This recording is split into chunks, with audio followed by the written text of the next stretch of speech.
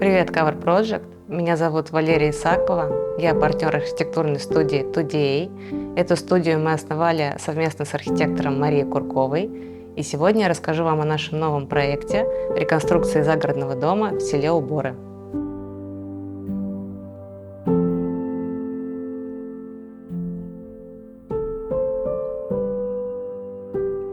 Село расположено на левом берегу Москва-реки, недалеко от Москвы, в 17 километрах по Илимскому шоссе. Изначально эти земли принадлежали звенигородским князьям, а позже, с 17 века, входят в собственность графов Шереметьевых. Примерно в это же время здесь строится главная достопримечательность – храм Спаса Нерукотворного образа в Уборах.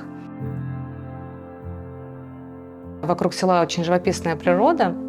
Здесь поля с луговыми травами, потом извилистая Москва-река, у которой высокие берега постепенно переходят в пологие, а также от старинной усадьбы Шереметьевых осталась система шереметьевских прудов, также старинный парк с вековыми деревьями.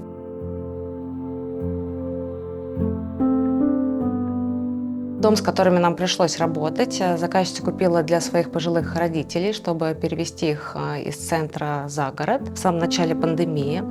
Нам неизвестно ничего о предыдущих владельцах, а также об истории дома. Единственное, что дом был построен в начале 2000-х, это достаточно смутное для российской архитектуры время, и поэтому нам пришлось сделать глобальную реконструкцию этого проекта.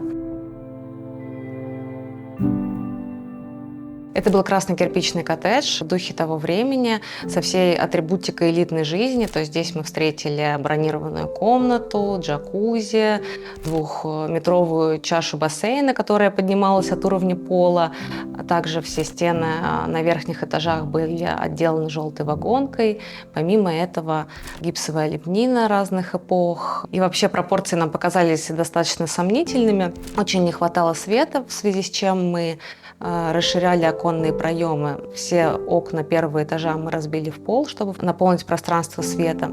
Но в первую очередь мы стали работать с входной группой, ее очень не хватало. Мы добавили недостающие функциональные блоки, входную и въездную группу, а также, чтобы убрать предыдущий недостаток, высокий цоколь, который отрывал пространство интерьера от уличного пространства, со стороны столовой и кухни мы добавили большую террасу, которая позволила связать дом с садом.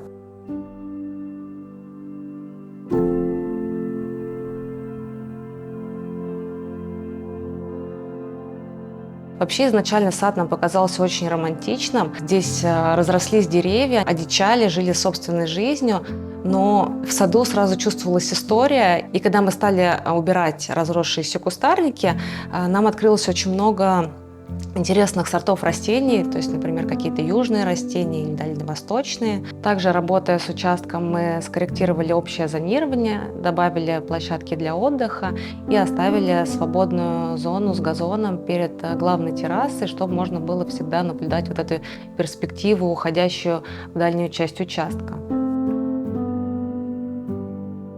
С интерьером работа шла по тому же сценарию. Мы внедрили новые конструкции, добавили антресоль в основной зоне гостиной, а в помещении столовой, наоборот, убрали верхний ярус, где была расположена бронированная комната, и полностью убрали это перекрытие, за счет чего пространство столовой стало высоким. Дополнительно мы соединили его с помещением гостиной, сделав высокую арку.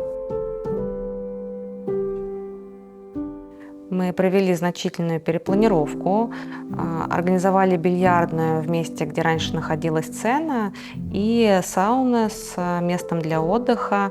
Как раз в этом пространстве ранее располагался бассейн. Также на цокольном этаже есть технические и хозяйственные помещения. На первом этаже мы расширили зону прихожей, добавили гардеробную. Здесь до этого сидел охранник. На первом этаже присутствует гостевой санузел и основные общественные помещения – это кухня, большая столовая и гостиная. Все вышележащие этажи приватные, где особое внимание мы уделили хранению. На втором этаже первая гостевая спальня с своей гардеробной и санузлом, а также предусмотрен балкон с зимним садом. Дальше следует блок апартаментов отца со спальней и кабинетом.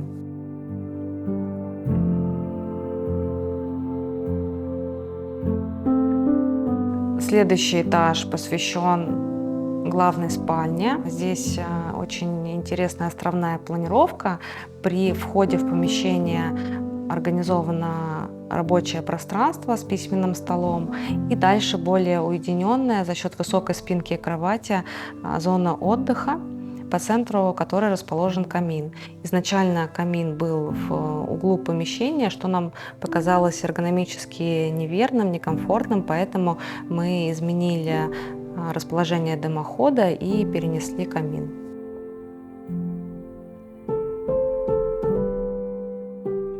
Последний этаж занимает самая маленькая гостевая спальня. Подробнее планировку смотрите в телеграм-канале The Cover Project. Наша главная задача была создать неформальное загородное жилье в духе традиционных европейских домов, потому что эта эстетика близка заказчице, и в то же время важно было, чтобы дом понравился ее отцу, приверженцу классического стиля. Только в этом случае он бы согласился переехать за город. Интерьер строится на интерпретации классических деталей и приемов и совмещении их с современными силуэтами. Этих принципов мы придерживались абсолютно во всем. Например, все материалы в проекте мы подбирали достаточно нейтральные, заделано красивое старение, чтобы текстуры были тактильно приятные. То есть, например, в доме деревянные полы медового оттенка, которые со временем будут отлично гармонировать с главным элементом дома, лестницей. Это, кстати, единственный элемент, который остался от исходника. И изначально все, включая заказчиков, пророчили нам ее уничтожение, потому что действительно она в своем первозданном виде, одна из первых, напоминала о прошлой жизни этого дома. Лестница была украшена непропорциональными баляснями и резными львами. Все это мы убрали, и нашему взору открылись красивые дубовые ступени со следами времени, которые мы просто бережно очистили и покрыли прозрачным лаком. В гостиной получилось два центра притяжения. Первым является камин.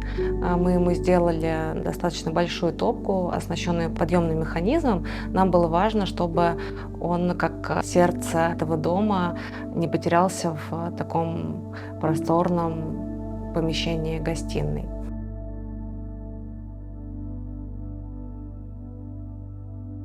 Вторым ключевым элементом в этом помещении стала библиотека. У хозяев очень много книг, и все книги переехали в новый дом, отчего библиотека получилась живая и используемая. Мы специально, чтобы задействовать всю высоту в этом помещении, добавили библиотеки второй ярус и также внесли такой современный элемент — металлическую винтовую лестницу.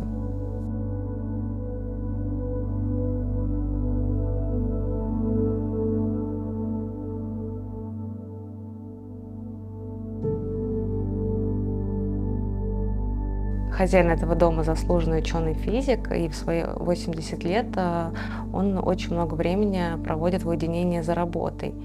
И нам было очень важно перенести из его московской квартиры правильную атмосферу в это новое жилище. Поэтому, чтобы все получилось, заказчица нам снимала рум-туры из квартиры. Особенно запомнилось видео из его кабинета, где играла классическая музыка, были стеллажи, которые сверху донизу были заполнены книгами.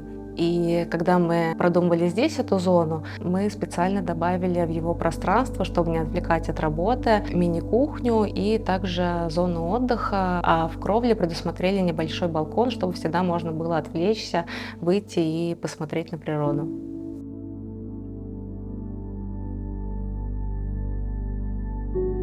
Мебель в проект мы также подбирали, пытаясь сочетать традиционные элементы с современными деталями. В основном мебель здесь — это новодел, но каким-то элементом мы подошли с особенным вниманием. Например, сервант в зоне столовой или островок на кухне. Они выполнены мастерами по дереву в духе классического столярного ремесла. Это изделия, выполненные из дуба с выдвижными тяжелыми ящиками на дубовых направляющих.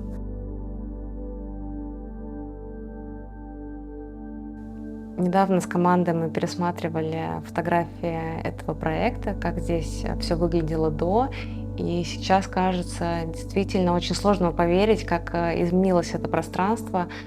Здесь появилась атмосфера с историей, где комфортно всем членам семьи. И самой большой удачей кажется то, что дом понравился отцу семейства, то, что, побывав здесь после реконструкции, сам он не принимал участие в стройке, он захотел здесь остаться.